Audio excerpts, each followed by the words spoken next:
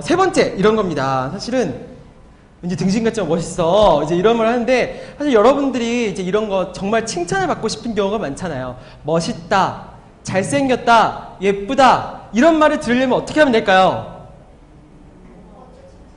먼저 해주면 돼요. 너무 쉽지 않아요?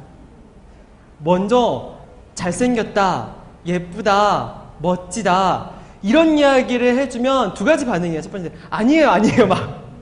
이렇게 하거나, 아니요, 뭘 훨씬 더 멋지신데요?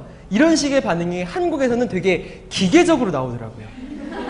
기계적으로 나오는 걸 발견을 했어요. 그래서 저도 이제 강연할 때 많이 쓰는 방법 중에 하나고, 전문 강연자들이 많이 쓰는데, 강연자들이 청중들을 칭찬해요. 공연하시는 분들, 이번에 원패에 오신 분들 아시겠지만 장기하 얼굴들이 공연 이 관객들을 보고 이분들 도대체 어디서 오신 분들이냐고, 왜 이렇게 잘 노냐고 막 이런 식으로 칭찬을 하신 거예요. 칭찬을 하니까 관객들이 더 막 열광을 하게 되는 건 거죠. 그쵸? 자기가 이 더 호응을 받고 싶으면은 먼저 칭찬하고 먼저 예쁘다고 하고 이런 게 되게 중요한 것 같아요. 그게 우주의 진리인 것 같아요. 돌아오게 되는 이런 진리인 것 같습니다. 그래서 자기가 먼저 받고 싶은 거를 먼저 얘기를 하는 거예요. 사실은 어제가 제 생일이었어요. 9월 16일. 와, 네. 그래서 이렇게 916을 써서 거꾸로 봐도 916이에요. 무슨 말 아시죠? 916 써서 거꾸로 봐도 916. 이런 숫자가 많지 않습니다. 여러분 꼭 기억하시길 바래요. 꼭 기억하시길 바랍니다. 그쵸? 이런 식으로 기억하길 바라고 이제 얘기를 해요. 그래서 마이크 멤버 중에 한 분이 멤버가 있어요. 되게 친한 멤버가 있어가지고 어제 야, 너 왜 나한테 선물 안 줘? 근데 그러니까 대표님도 나한테 선물 안 줬잖아요. 제 생일 8월 25일이었어요. 이러는 거예요. 근데 물론 어쩌다 넘어가고 의도하지는 않았지만 이런 거구나. 진리를 깨달았었어요. 내가 선물을 받고 싶은 심정은 있지만 내가 줄 생각은 안 했던 거예요. 내가 받을 생각이었으면 줘야 하는 게 맞았던 거죠. 그래서 이렇게 정말 많이 생각했어요. 9월달에 생일이니까 7, 8월 생일은 꼭 챙겨야겠다. 그래야지 이제 9월달 생일까지 이제 뭔가 효력이 있겠구나 이런 생각이 들더라고요. 그래서 약간 그런 게 진짜 중요한 건 것 같아요. 진짜 중요한 것 같고, 그리고 아까 나온 그 기본적인 스킬 중에 하나인데 여러분이 아까 제가 말씀하신 칭찬, 감사, 공감 이 세 가지는 이제 습관하는 게 되게 중요한 것 같아요. 이게 칭찬, 감사, 공감이 막 의도하는 게 아니라 입에 붙은 사람들이 있어요. 입에 붙어서 막 칭찬하고 감사하고 공감하는 이런 거 하는 일이지만 저는 되게 많이 습관됐어요. 습관돼가지고 사람들이 되게 가식적이라고 얘기는 많이 하긴 하지만 저도 이제 습관하려고 많이 노력을 했던 거예요. 노력을 했던 게 이제 뭐 이렇게 리추얼이라고 하죠. 이제 만들려고 하는 건데 여러분 뭐 직장인들 이메일 많이 쓰시지만 맨 끝에 꼭 감사합니다 이런 표현들 있잖아요. 이런 표현들 항상 감사합니다나 감사한 걸 또 구체적으로 쓰거나 맨 마지막 멘트는 꼭 그걸로 쓰려고 해요. 그걸로 쓰려고 하고 잠자기 직전에도 뭐 집에 갈 때 퇴근할 때 그날 감사했던 분들 3분 정도로 생각해서 문자를 보내는 거예요. 문자를 보내면 그분들이 너무너무 고마워하더라고요. 반대로. 그래서 왜 그러냐고 막 나쁘고 손발이 오그라들려고 하면서도 너무너무 좋아하시는 걸 많이 봐요. 근데 이런 게 되게 습관화되면 진짜 좋은 것 같아요. 아까 제가 말한 여러분들의 스킬이 이 3가지로 되게 귀결될 수 있거든요. 그래서 이 3가지는 습관화하는 걸 생각하고 내가 일상생활에서 뭐에 적용할까 이런 생각들을 해보는 게 굉장히 중요한 것 같아요. 칭찬, 감사, 공감. 그쵸? 사실은 마음을 얻는 것도 되게 중요한데 마음이 깨지는 순간을 잘 잡는 것도 되게 중요해요. 마음이 깨질 때, 마음이 떠날 때, 정 떨어질 때가 있거든요. 근데 사람이 마음이 떠날 때, 정이 떠날 때를 보니까 공통점을 봤어요. 사람이 마음이 떠날 때를 보니까 되게 사소한 일로 삐지더라고요. 사소한 일로. 오히려 되게 큰 일이나 큰 비전 이런 경우도 있지만 한 80%는 굉장히 사소한 일로 삐지거나 마음이 틀어지게 되고 그것 때문에 이제 관계가 깨지는 경우들을 굉장히 많이 봤어요.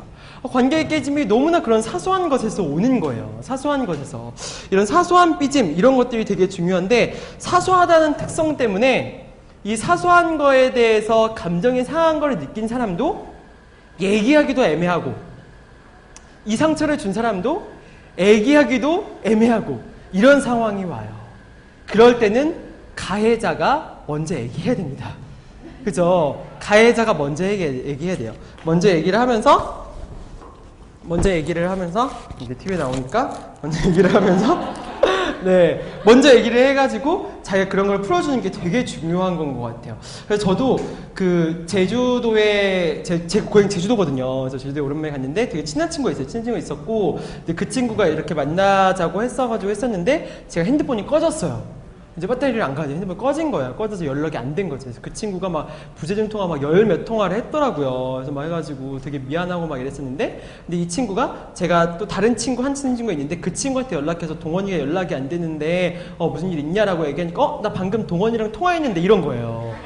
그러니까 오해를 하잖아요. 그래서 얘가 나를 무시하나라고 생각했던 거예요. 근데 그거에 대해서 얘기를 안 한 거죠. 할 수가 없잖아요. 근데 뭐 그냥 전화가 안 된 거 정도만 안 왔고 그때로부터 한 3개월간 연락을 안 했습니다. 져가지고.